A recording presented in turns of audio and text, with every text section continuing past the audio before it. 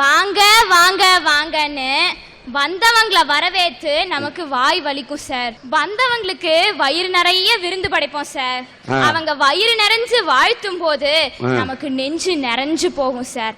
அது மட்டும் இல்ல, வாழையடி வாழையா தலைமுறை தடைக்க அக்னி சாட்சியா மாங்கல்ய தாரணம் செஞ்சு அம்மி மிதிச்சு அருந்ததி பார்த்து நடக்கிற திருமணத்துல இருக்கிற சந்தோஷமே தனி சார். இருக்கிறவங்க என்ன வேணாலும் செய்வாங்கக்கா. சம்பாதிக்கிற காசு சாப்பாட்டுக்கும் கூட பத்த முடியாதவங்க என்னக்கா செய்வாங்க?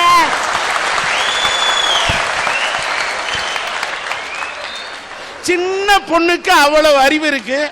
நீ போட்டிருக்கிறது கண்ணாடி, அது உட்கார்ந்துருக்குது உனக்கு முன்னாடி, அதுக்கு தெரியுது நடக்க போறது பின்னாடி. 10 ரூபா சம்பாதிச்சாலும் 8 ரூபாய செலவு பண்ணிட்டு 2 ரூபாய தான் பொண்ணுக்கோ பையனுக்கோ கல்யாணம் பண்ணணும்னு எடுத்து வைக்கிறாங்க இல்லையா, அங்க நிக்குதுப்பா எங்க மக்களோட பாசம். சார், நீங்க எல்லாம் ஒரு ஐயர் மந்திரம் சொல்லி கல்யாணம் நடந்து பார்த்திருப்பீங்க, 2 ஐயர் மந்திரம் சொல்லி கல்யாணம் நடந்து பார்த்திருப்பீங்க. என் மாமா பொண்ணுக்கு நடந்து சார் கல்யாணம். அங்க கல்யாணம் ஐயர் மந்திரம் சொல்லி கல்யாணம் நடந்து நான் பார்த்திருக்கிறேன். அந்தணர்கள் மந்திரமே ஓதாமல் எம்முடைய ஐயன் திருவள்ளுவர் இருக்கின்றானே, வான்புகழ் கொண்ட வள்ளுவன், அந்த வள்ளுவனுடைய திருக்குறளை ஓதிவிட்டு அதுதான் எங்களுடைய திரு மந்திரம் என்று இல்லறத்தை நல்லறமாக நடத்த வேண்டும் என்று சொல்லக்கூடிய சீர்திருத்த திருமணங்களையும் கண்டவன்.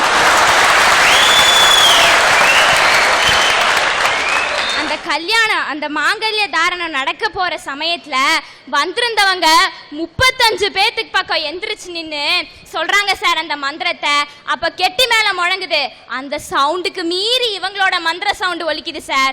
வேடிக்கை பார்க்க போன நானே மெய் சிலுத்து போயிட்டேங்க சார். அப்ப கல்யாணம் பண்ணிக்கிட்ட அந்த பொண்ணுக்கு எவ்வளோ சந்தோஷமா இருந்திருக்கும் சார். நாளைக்கு எங்க அக்கா கஷ்டப்படும் போது அந்த நிமிஷத்தை நினைச்சு பார்த்தாலும் அவன் நெஞ்சில இனிக்குமே சார். அந்த சந்தோஷத்தை தர்றது எங்க சீர்வரிசை திருமணம் தான் சார். சீர்வரிசை கல்யாணம் முடிஞ்சு புகுந்து விட்டு போற பொண்ணுக்கு அந்த பொண்ணோட அம்மா ஒரு மந்திரம் சொல்லி அனுப்புவாங்க சார். தலையண மந்திரம், தனி குடுத்தின மந்திரம், சொக்குப்பொடி மந்திரம், சொத்த பிரிக்கிற மந்திரம், இத்தனை மந்திரத்தோட போறாங்க. மகிழ்ச்சி வருமா சார்?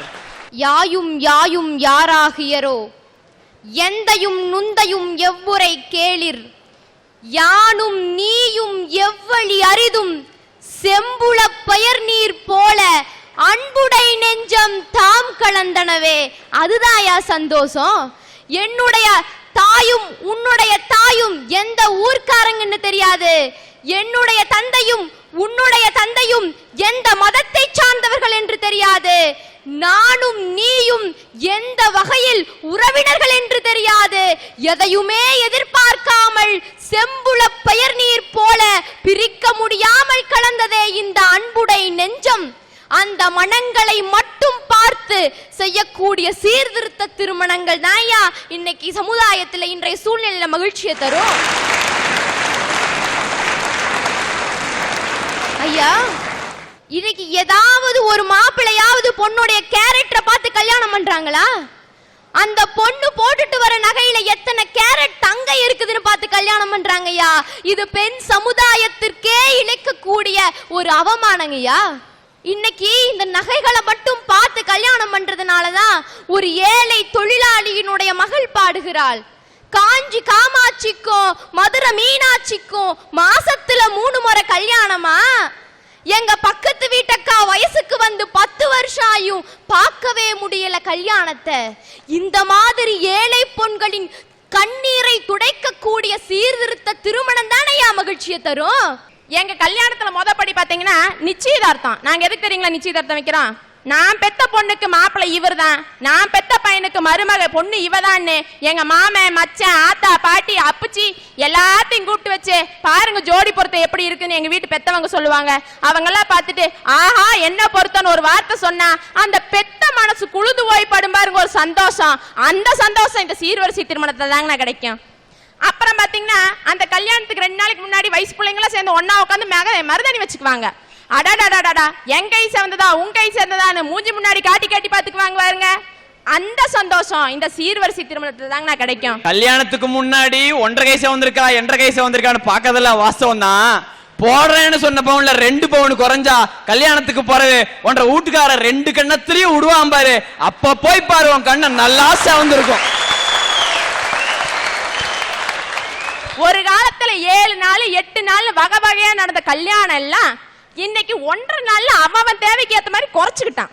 ஏன் குறைச்சிக்கிட்டா? அந்த காலத்துல பொழுது போகல, வேற வேலையே இல்லை, இதே ஒரு வேலைன்னு செஞ்சுக்கிட்டு இருக்கான். இப்ப எல்லாம் ஃபாஸ்ட் ஃபுட் மாதிரி அவன் ஃபாஸ்டா போயிட்டு இருக்கான். இதெல்லாம் பண்ணிட்டு இருக்க முடியுமா? இன்னைக்கு காடு தாண்டி மலை தாண்டி கடல் தாண்டி மேடு தாண்டி வேலை பார்க்கறவன் எத்தனையோ பேர் இருக்கிறான்.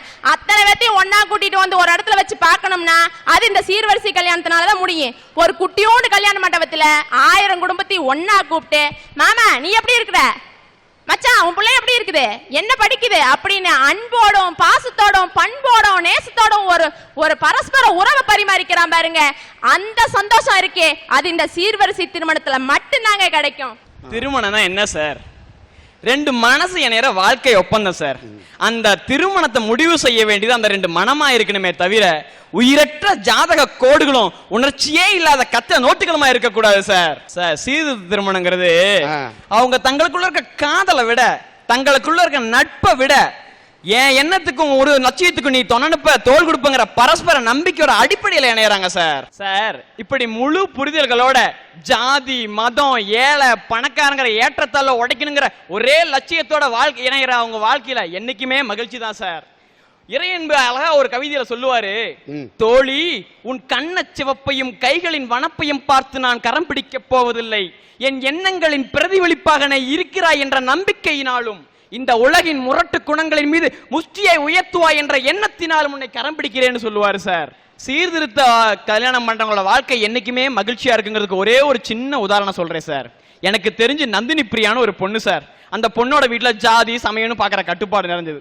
அந்த பொண்ணு IAS ஆகணும்னு வளர்த்தாங்க சார். 12வது படிக்கும் போது அந்த பொண்ணுக்கு பக்கத்து வீட்டு பையனோட காதல் வந்துருச்சு சார். அந்த பையன் 9வது கூட தாண்டல சார். அந்த பொண்ணு வீட்டுல சொன்னா பொண்ணு வீட்டுல ஏத்துக்கல, ஆனா பையன் வீட்டுல ஏத்துக்கிட்டாங்க சார். 12வது முடிச்ச உடனே அந்த பொண்ணு அந்த பையனை கல்யாணம் பண்ணிக்கிட்டா. படிக்காத கணவர் சொல்றாரு, அம்மா எனக்கு படிப்பை பத்தி ஒன்னும் தெரியாது, நீ என்ன படிக்கணும்னு நினைக்கிறியோ அதை நீ படி, அதுக்கு நான் துணை நிக்கிறேன், நாம ஜெயிச்சு காட்டுவோம்னு சொன்னாரு சார். சொன்னதோட மட்டுமில்லாம அந்த பொண்ணை அந்த வருஷமே லா காலேஜ்ல சேர்த்துனாரு. காலேஜ் படிக்கிற முதல் வருஷமே அந்த பொண்ணுக்கு குழந்தை பிறந்துருச்சு சார். குழந்தை பிறந்ததுக்கு அப்புறம் படிக்கணுமான்னு அந்த பொண்ணு தயங்கினா. ஆனா நாம ஜெயிக்க வேண்டியது அவசியம் அந்த கணவர் கொடுத்த ஓக்கத்துல அந்த பொண்ணு கல்லூரி படிப்பை முடிச்சா. 2008 வருஷம் ஜூன் மாசம் அந்த பொண்ணு நந்தினி பிரியா IAS செலக்ட் ஆனா சார். அந்த தம்பதிக்கு கிடைச்ச அந்த ஒரு நிமிஷம் சந்தோஷம் எந்த சீர்வரிசை திருமணத்துல கிடையாது சார். ஒரு பொண்ணு பிறந்த வீட்டுல இருந்து புகுந்த வீட்டுக்கு சீர் கொண்டு போறானா வெறும் சீரை மட்டும் கொண்டு போல சார், பிறந்த வீட்டுல இருக்கிற தன்னோட தாய் தந்தையோட அன்பு பாசம் பரிவு போன்ற எல்லாத்தையும் தான் சார் எடுத்துட்டு போறா. திருமண வகைகள்ல பாத்தீங்கன்னா பிராமம் ஆரியம் அகஸ்தியம் பிரசாபத்தியம் போன்ற முறைகள்ல ஆதி காலத்துல திருமணம் பண்ணுவாங்களாம். ஒரு பொண்ணு பிறந்த வீட்டுல இருந்து புகுந்த வீட்டுக்கு எடுத்துட்டு போற சீரை அவங்க அந்த காலத்துல மஞ்சள் காணின்னு சொல்லுவாங்களாமா சார். சொத்து உரிமை இப்ப ஈக்குவலா கொடுக்கறாங்க, சட்டமே இருக்கு. ஆனா இன்னும் சில பெற்றோர்கள் பாத்தீங்கன்னா தன்னுடைய ஆண் வாரிசுகளுக்கு மட்டுமே தான் சொத்து தர்றாங்களே தவிர பெண்களுக்கு யாரும் சொத்து தர்றதில்ல சார். சீருங்கிறது பெண்ணுக்கு உரிய பங்கு தானே, தரலாம் இல்ல சார், இத போய் தப்புங்கறாங்க. சீர் எடுத்துக்கிட்டு நீ வர்றத தப்புன்னு வாதம் பண்றதுக்கு நான் வரல, எடுத்துக்கிட்டு வந்தா தான் கொள்ளையடிப்பது தவறு என்று சொல்லுவது தவறா? 100% பொண்ணுங்க சீர்வரிசை கொடுத்து நல்லா இருக்கிறத சொல்றீங்க. ஆனா 10% பொண்ணுங்க சீர்வரிசையால சீர்குலைஞ்சு மூளையில ஒடுக்கப்பட்டிருக்கிறவங்களை நீங்க பாக்குறீங்களா? அதுக்கு எங்க அம்மா அப்பா ஒரு உதாரணம் தாங்க ஐயா. சீர்வரிசை முறைப்படி செஞ்சதுதாங்க எங்க அம்மா அப்பா திருமணம். ஆனா இன்னைக்கு எந்த நிலைமையில் இருக்கு, கோர்ட்டு வாசல்ல நிக்குதுங்க ஐயா. சாதி பார்த்து ஜாதகம் பார்த்து அம்மி மிதிச்சு அருந்ததி பார்த்து நாள் பார்த்து நேரம் பார்த்து பார்த்து பார்த்து செஞ்சது தாங்க ஐயா எங்க அம்மா அப்பா திருமணம். ஆனா இன்னைக்கு என்னாச்சு, திருமணமான கொஞ்ச நாள் வரைக்கும் நல்லா இருந்தாங்க ஐயா எங்க அப்பா அம்மா. நான் பிறந்த 1 வருஷங்க ஐயா எங்க அப்பா எங்க அம்மா கிட்ட சொன்னாருங்க ஐயா, என் வீட்டு மேல கடன் இருக்குது, நீ பணத்தை கொண்டு வந்தா எங்கோட வாழலான்னு சொல்லிட்டாங்க ஐயா. எங்க தாத்தா பாட்டி ஏற்கனவே 2 லட்சம் செலவாச்சுங்க ஐயா, இதுக்கும் மீறி செலவு செய்ய முடியாதுங்க, எப்படியா நீங்க பார்த்து செய்யுங்கன்னு சொன்னாங்க ஐயா. ஆனா எங்க அப்பா என்ன சொன்னாரு, பணத்தை கொண்டு வந்தா எங்கோட வாழு, குடுக்கலீனா நீ பிள்ளைய வச்சுட்டு நீயே இருன்னு சொல்லிட்டு எங்களை விட்டுட்டு போயிட்டாருங்க ஐயா. அன்னையிலிருந்து எங்க அம்மா என்னை கை குழந்தையா வச்சுக்கிட்டு ஒவ்வொரு நாளும் துடிச்ச துடிப்பு உங்களுக்கு தெரியுமா? மில்லுக்கு வேலைக்கு போய் 100 ரூபா கூலிக்குங்க ஐயா. ராத்திரி காலையில 4 மணிக்கு எந்திரிச்சு 5:30 பஸ்ஸை பிடிச்சாதாங்க ஐயா 7 மணிக்கு அங்க போய் சேர முடியும் மில்லுக்கு. கை குழந்தை எங்க பாட்டிக்கிட்ட, அதாவது எங்க பாட்டிக்கிட்ட என்னை விட்டுட்டு 7 வருஷம் குருவி சேர்த்த மாதிரி சேர்த்தி வச்சு அந்த பணத்தை எங்க அப்பாட்ட கொண்டு போய் கொடுத்து, என்னங்க நம்ம குழந்தை இருக்குதுங்க, நாளைக்கு சமுதாயத்துல அதை நல்லா வளர்த்தணும்னு சொல்லி மன்றாடினாங்க ஐயா எங்க அப்பாட்ட. பணத்துக்காக மறுபடியும் வந்து எங்க வாழ்ந்தார் ஐயா எங்க அப்பா. வாழ்ந்து 1 வருஷம் வந்து பிரயோஜனம் என்னங்க ஐயா? என் தங்கச்சி தாங்க ஐயா பரிசு. அப்பவும் மறுபடியும் இதே சீர்வரிசையோட எங்க அப்பா சொல்லி பிரிஞ்சு போயிட்டாருங்க ஐயா. இன்னைக்கு எங்க அம்மா 2 பொண்ணுகளை வச்சுட்டு மில்லுக்கு வேலைக்கு போய் கஷ்டப்பட்டு உழைச்சு இன்னைக்கு எங்களை காப்பாத்திட்டு இருக்காங்க ஐயா. எங்க அப்பா எங்களை விட்டுட்டு போய் 14 வருஷம் ஆச்சுங்க ஐயா. எனக்கு இன்னைக்கு 18 வயசு, என் தங்கச்சிக்கு இன்னைக்கு 11 வயசு.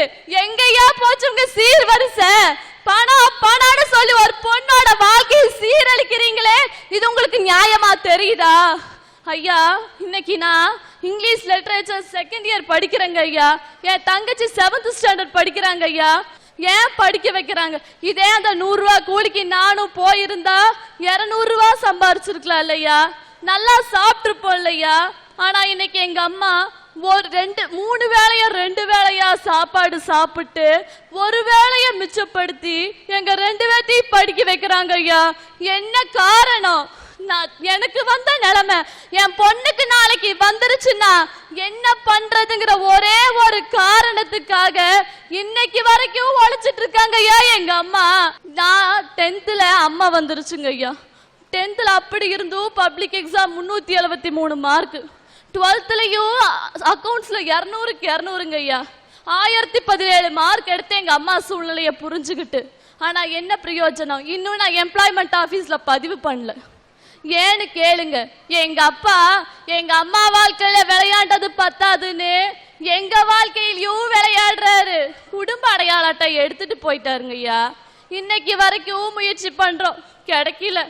எம்ப்ளாய்மெண்ட் ஆபீஸ்ல பதிவு பண்ணணும்னா அது வேணும், அது எங்களுக்கு இல்ல.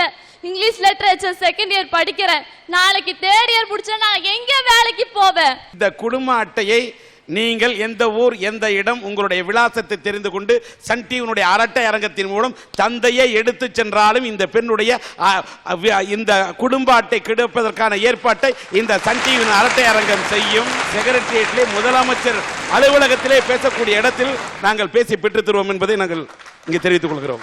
இத்தனை சோதனைகளையும் வேதனைகளையும் தாண்டி எங்க படிக்க வைக்கிற எங்க அம்மா தான் பொண்ணு நாளைக்கு இதே சமுதாயத்துல ஒருத்தனால கைவிடப்பட்டா அவளோட சொந்த காலில நிக்கணும்னு சொல்றாங்களே, அந்த ஒரு லட்சிய நோக்கில எங்க அம்மா எங்களை இன்னைக்கு வளர்த்திட்டு இருக்காங்க ஐயா.